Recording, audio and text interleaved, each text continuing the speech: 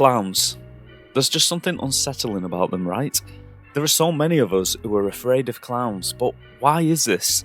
Maybe it's the uncertainty of the clown's behaviour, maybe it's because we struggle to figure out what the clown's intention is. As human beings, we've become accustomed to reading facial cues, but with a clown, it's a little bit hard to do this because they are covered up under all that white makeup, and their smile has been painted on, or their frown has been painted on. It makes it somewhat impossible to know what the clown, or more to the point, what the person underneath the clown is feeling. Maybe it's the white makeup that actually makes us afraid. It's been suggested that this subconsciously reminds us of death, because it seems like the clown has a lack of blood in its flesh. If you was to ask different people, you would probably get different answers. I myself think it all depends on the actual clown's appearance. Some clowns can look downright creepy. Some clowns can look purposefully horrific.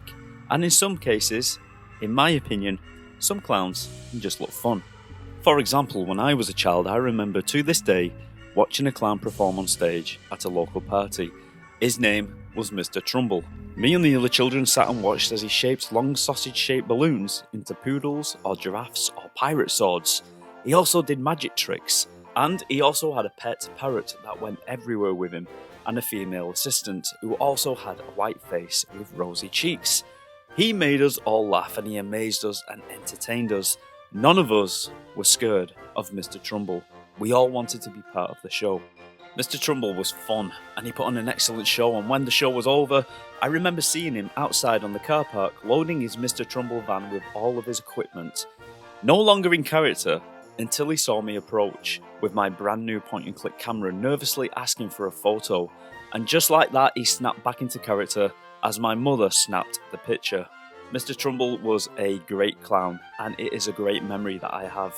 But Mr. Trumbull wasn't the only clown I was a fan of. I also loved Ronald McDonald, and whenever he appeared on a TV advert for McDonald's, my attention was fixed on that screen. And just like Mr. Trumbull, Ronald McDonald seemed fun and friendly. Now, I'm well aware that many people out there think that Ronald McDonald is a walking nightmare, but not me. Every time I visited McDonald's, I was hoping and praying that Ronald McDonald would actually be there in the restaurant, along with his friends like Grimace and the Hamburglar. It was all good fun. It's hard to believe that Ronald McDonald, who was such an iconic character back in the day, is no longer used as a marketing ploy. And this is probably due to the fact that so many people just find him creepy. But not me. I always thought of Ronald McDonald as being fun and wholesome, and I believe this is how clowns should be thought of. I actually feel sorry for people trying to earn a living as a clown, whose reputation has been harmed over the years by the way clowns are portrayed in horror movies and other areas of pop culture. However, I must admit, as the years passed and I got a little bit older, I eventually began to fear clowns, possibly because of a certain TV movie that was an adaptation of a Stephen King novel called It. I, Georgie, am Pennywise, the dancing clown. Ever since I saw that movie, clowns just terrified me and gave me nightmares. For example, one night I was sat watching TV with my mother. We were watching some kind of talent show where these comedians would go up on stage and do their act. But if they were bad, a clown would come on stage with a massive broom and sweep them off, ready for the next act. And for some reason, as a young child, this absolutely terrified me. I felt the fear fill up in my stomach, and I turned to my mother and said, "I'm going to have a nightmare tonight." And sure enough, I did. And to this day, I can still remember that nightmare. In the dream, or in the nightmare, I was in my mother's bedroom and we were folding laundry. As I peered over to the bedroom door, a clown entered, and it was a clown from the TV show, broom in hand. He shut the door and grinned at me. I turned around and looked for my mother to find that I was totally alone in the room. I looked back, and the clown started to bounce from wall to wall, laughing manically, before landing on the opposite side of the bed. I was frozen with fear, and the clown saw this and mimicked me with a single painted tear on his cheek as he made a sad face. And then the sadness turned to a snarl, sharp teeth appeared in his mouth, and he pounced at me, and that's when I woke up, screaming. Today, I don't fear clowns the same way. I must admit that I would be on edge if I was to encounter a clown at the circus, but that's only because I'd fear being pulled up on stage and poked fun at. But some people would not be able to endure even a visit to the circus because the image of the clown is just so terrifying to them. But why are most people afraid of clowns? Well, today we're going to find out. Now, upon researching this episode, I was very surprised to find out that clowns date back as far as the 5th dynasty of Egypt, which was 2400 BC. So yeah, actually clowns have been around for quite some time, although they were a little different to how we know them today. They had a dual role back then. They were both clown and priest. Clowns also appeared in ancient Greece. They were bald-headed and padded up to give a more rounded shape, and they would often appear in plays poking fun at some of the more serious characters. And then we move into the Middle Ages in Europe, and this is where clowns and jesters were performed to royalty to break the tension during court. This is why they were called court jesters, and they were held in very high regard. They would also be allowed to voice their opinions on serious matters, mainly social and political matters, but they would do this with a comedic spin, a way to lighten the mood. These court jesters kind of laid the foundation for the modern clown. But at this point in history, the clown still isn't what you would think of when you think of a clown, when you think of the white makeup, when you think of the red lips. They didn't quite look like that at this time, but all that was about to change. Now we fast forward to the 19th century. Enter Joseph Grimaldi, who was born at St Clair Market in Westminster. He was an English actor, dancer and comedian, and the comedian part he incorporated into his clown act in many a pantomime. But his performance gave the public something new, something they had not seen before. Grimaldi was in the spotlight from a very young age, performing alongside his father, Joseph Giuseppe Grimaldi, and by the age of 6, Grimaldi was considered an exceptional little performer. His father was known to be a strict man with a short temper, who would hang his own apprentices 30 foot high in a cage in the air if they upset him, and his son was no exception, who would be beaten often. His father was known to take advantage of the girls under his tutelage, and had many children with many different women. Grimaldi's own mother was only 14 years of age when she met his father, whilst he was in his 60s. So yeah, Grimaldi's father was a little bit of a twisted individual, and on one occasion he even faked his own death and lay under a blanket just to see how his children would react, although I believe the reaction wasn't exactly what he wanted and it made him quite angry. On Joseph Grimaldi's 14th birthday, his father did actually pass away for real this time, and his final wish, and you're not going to believe this, his final wish was that his own daughter sever his head from his body. He wanted his own daughter to cut off his head to ensure that he was actually dead, and she did this with the help of the mortician and earned herself a little more in her father's inheritance. With the death of Joseph Grimaldi's father, it was now down to him at only 14 years of age to bring in the money, and he did this by performing more and more on stage. In 1796, Joseph Grimaldi met Maria Hughes and instantly fell in love, and by 1799 they were married, and it wasn't long before they were expecting a baby. Unfortunately, by October the following year, Maria and the child both died during childbirth, leaving Grimaldi alone with his grief. And to him, the only way to take his mind off his loss and his grief was to perform, and he threw himself deeper into his work, performing many times a day, taking a tumble and a bow. Now, eventually Grimaldi did marry again. He met a lady named Mary Bristow, a dancer who his mother hired to look after him after he accidentally shot himself in the foot whilst performing, and by 1802 she gave him his only son. Before Grimaldi, clowns were seen as dishevelled looking beings with a more natural tone of makeup, the buffoon of the show. He gradually changed the appearance of the clown into something that we now know it as today.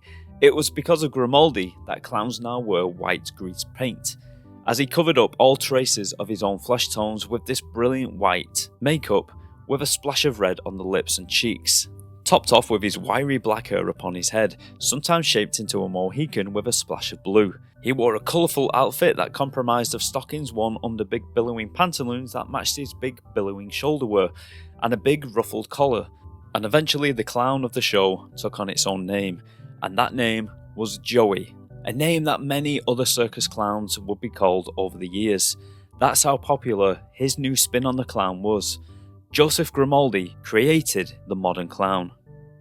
He became one of the most famous performers of his time, and people flocked to see his performances, and he even came up with the phrase, "Here we go again," that was used in many more plays throughout the years.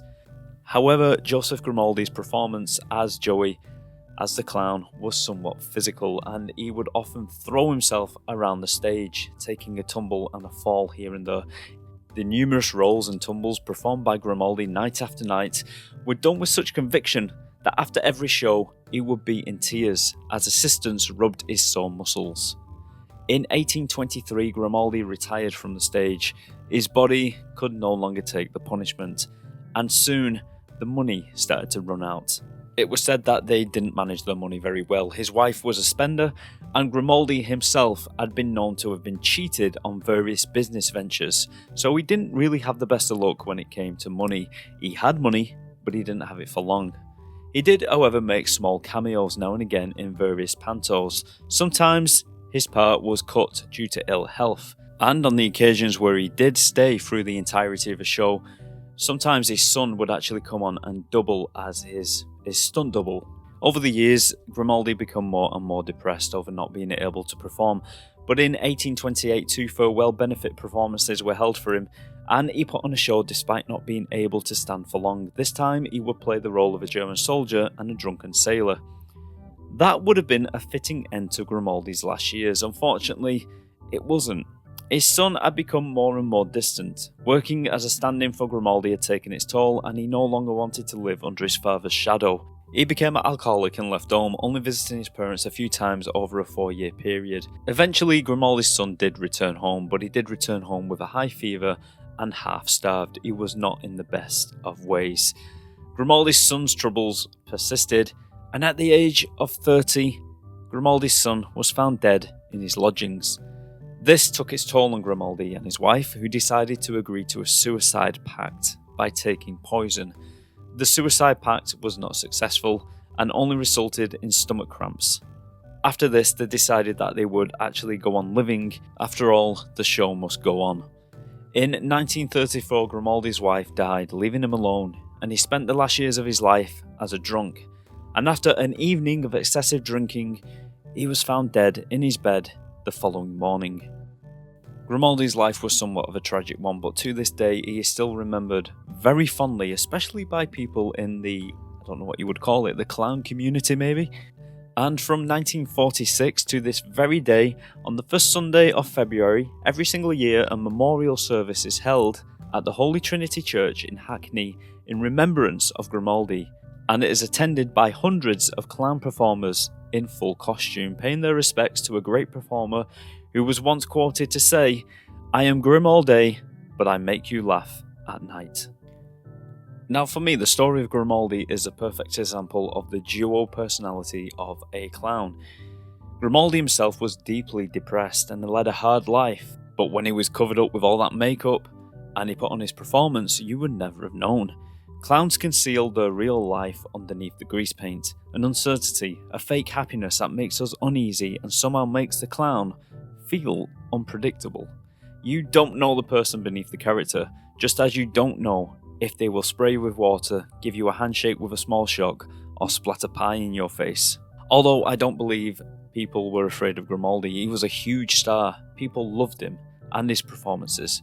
Grimaldi is responsible for the modern image of the clown. Although it has changed a little over the years, his base design is still there. But I do think that there have probably always been some people throughout history who have found the clown unsettling, just like some might find a Disney mascot at Disneyland unsettling. But I believe the real fear came much later on. But we're not quite there yet. Before we talk about where I believe the real fear came from, there are a few other clowns that I want to talk about that were beloved throughout their years, and they are now looked upon as being a little creepy. Now believe me, I'm only scratching the surface. There are plenty of clowns that are forever immortalised in the pages of history that came before Grimaldi and after Grimaldi, but I want to go directly to a clown named Bozo. So Bozo Circus is on the air, starring Bozo, the world's most famous clown. Now, Bozo the Clown was initially created in 1946 for children's read-along books that came with a record that told the story to the kids. Bozo was created by Alan W. Livingston and portrayed by Pinto Colvig, who did the voice of Bozo on the records but was also known for voicing Goofy and Pluto for Disney, and Bluto for Popeye. The character of Bozo shot to fame in 1949 when he started to appear on US television, played once again by Pinto Colvig in The Bozo Show. Now, The Bozo Show invited children to take part in fun games with the chance to win some fantastic prizes from Bozo the Clown himself, and the kids absolutely loved Bozo. And you know what? The proof is in the pudding, because the character and the show proved to be a huge success. The character was turned into a franchise, and different television stations produced their own Bozo Show. Other actors were brought in to play the clown, dressing them up to look like the character of Bozo in a blue and red outfit, oversized red hair on each side of his head, and of course, the thick white grease paint. And of course, over the years, the look was modified slightly, and sometimes the performers sounded a little different here and there, but the character of Bozo remained. This was not uncommon in circus clowns also, to have one clown as the main attraction, but with many different performers playing that clown. As long as the makeup and the wig and the clothing were identical, who knew?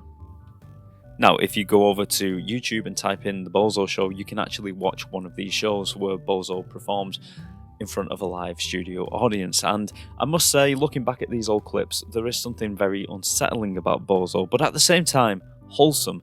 And I guess in a way this is just because of the way we have been trained to think of clowns these days. But if you kind of try and project your mind back into the past when this show was first aired, you can tell that people didn't actually fear clowns as they fear them today.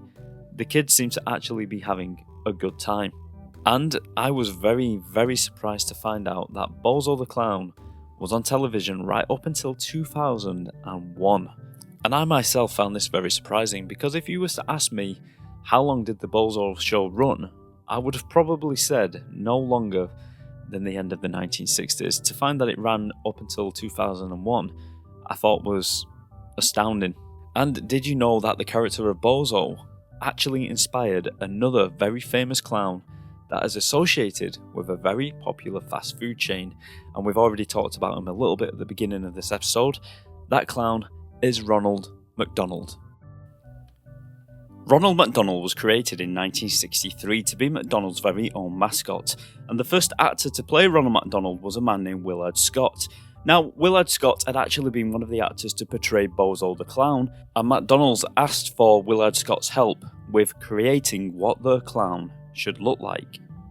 And Willard Scott did just that. He designed the look of Ronald McDonald, and he actually played Ronald McDonald in about 3 adverts, if I'm not mistaken. But it's not the Ronald McDonald that we all know today. He looked somewhat different. I would say this version of Ronald McDonald was somewhat unsettling. He wore a tray of food upon his head that acted like a hat, I suppose.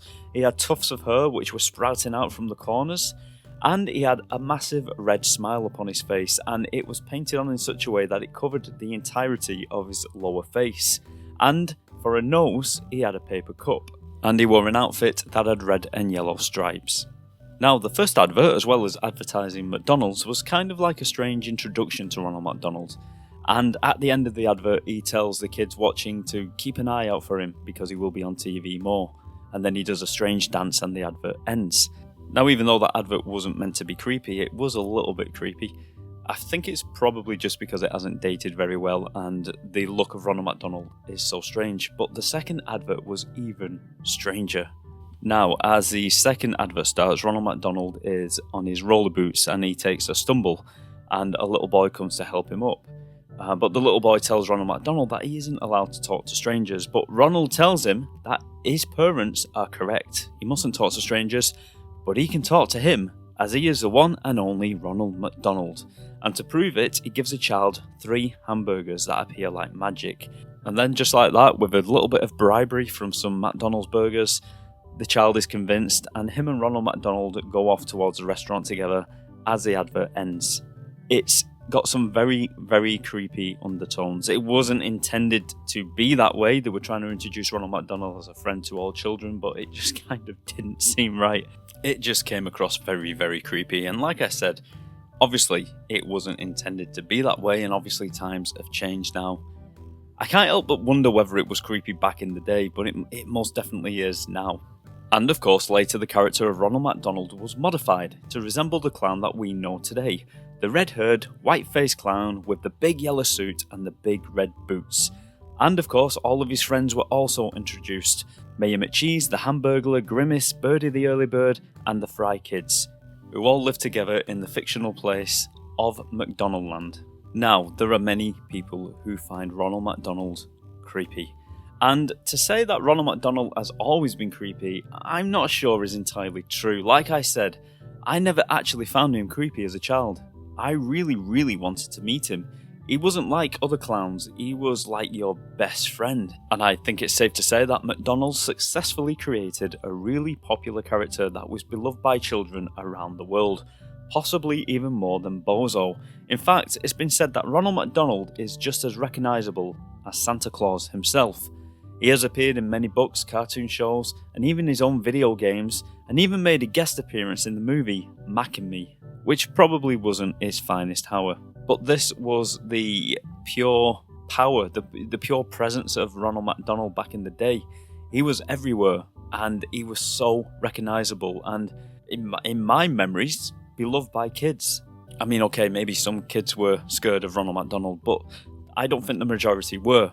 And let's face it, if the kids were scared of Ronald McDonald, why would they purposely mould him in plastic and put him in their Happy Meals as a toy?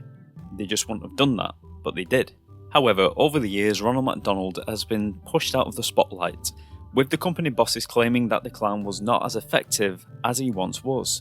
And McDonald seemed to have ditched the clown for a more healthier appearance after it was suggested that Ronald McDonald was an unethical choice when encouraging kids to eat fast food.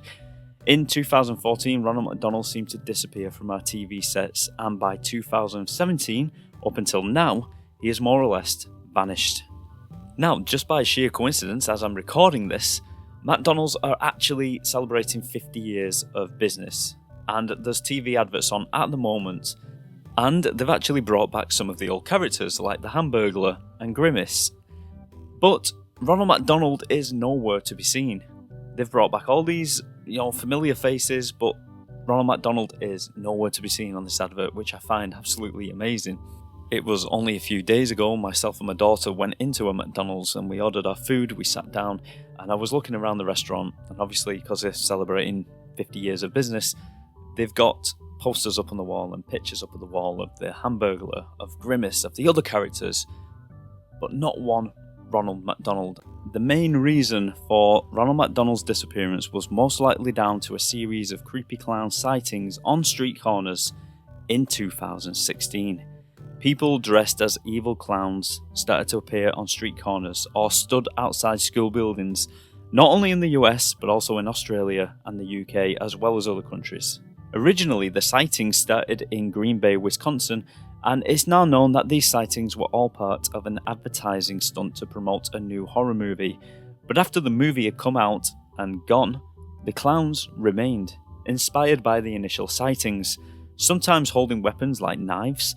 And I remember seeing one video of someone dressed as a clown stood in the middle of a lake, going that extra mile to scare the passers-by. And, quite understandably, people hated this, prank or not. Like I said before, the clown is an unpredictable character. You never know what they will do next. So to see a clown standing across the street, waving at you whilst holding a butcher's knife, I can imagine is a little bit unnerving. And people just didn't feel safe, because they may have bumped into a prankster, but how do they know they hadn't bumped into an actual serial killer who had actually decided to dress himself up as a clown and go on a murdering spree? I can understand why people were upset. And I remember kids and adults were told not to dress up as clowns at Halloween that year. And clown outfits seem to disappear from the costume shops. I mean, yeah, you can still find them online if you look hard enough. Well, if you just type it in, you'll find a clown outfit. But they disappeared from the shelves in the shops because it was, I believe they were more or less banned. It was a big thing. And in my opinion, this is most likely the main reason Ronald McDonald took a back seat and has never really made a comeback. You could call it the last nail in the coffin. Although, like I said before, McDonald's have chosen to bring back characters such as Grimace and the Hamburglar for the 50-year anniversary. Now, these bizarre random clown sightings were also giving the everyday clown a hard time. The innocent party performer that made kids smile at birthday parties now found it very hard to find work, and their livelihood was seriously threatened. Although you may say that they had it hard ever since John Wayne Gacy was convicted of murder after he raped, tortured and murdered at least 33 young men and boys between 1972 and 1978. When he was not murdering, he liked to perform as Pogo the Clown, entertaining kids. And although he never murdered anyone as Pogo in costume, he is remembered as a murderous clown. And his photographs in costume took on a whole new meaning because they just had such a menacing appearance, especially when you know what he did. And to be totally honest, I think his appearance would have been eerie even before he was found out to be a murderer. And you could also argue that this was possibly the start of Ronald McDonald's decline as well. Maybe it didn't start in 2014, maybe it started many years before. I also believe that fictional clowns also helped the decline of the everyday clown. And the number one fictional killer clown for me has got to be Pennywise the Dancing Clown, created by Stephen King in his novel It.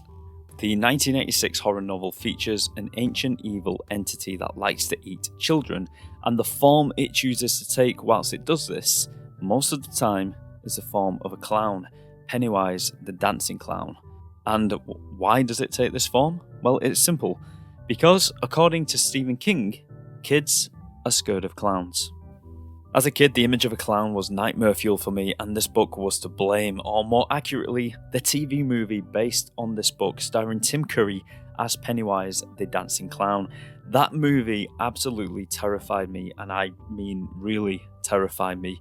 It had ruined how I looked at clowns for many years to come. The sharp teeth, the alien hands, the way Pennywise would torment his prey before killing them.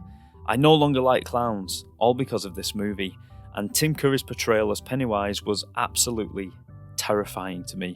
And even though today that movie has not aged well and is somewhat laughable and funny in certain scenes, I still feel that fear that I had as a child.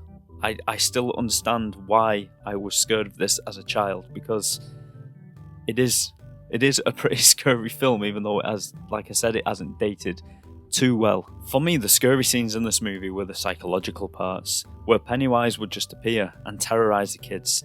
Just his movements, the way he spoke, his clown-like antics were actually the parts that scared me the most. But you know what, I've got to say, the number one thing that scared me the most was just Pennywise standing there holding his balloons and waving at his prey. I think there was a scene where a car drove past him on the road, and he was just holding the balloons as the car went past, and he was waving at one of the characters in the car. And there was another scene later on where he was actually stood in some water at the Barrens and, taunting one of the kids or one of the adult actors. And that for me was more scary than when he actually attacked. Just seeing the way he portrayed the clown was more scary for me than anything else. And Tim Curry also gave the following comment in a 1990 interview for Fangoria magazine, and this is what he said.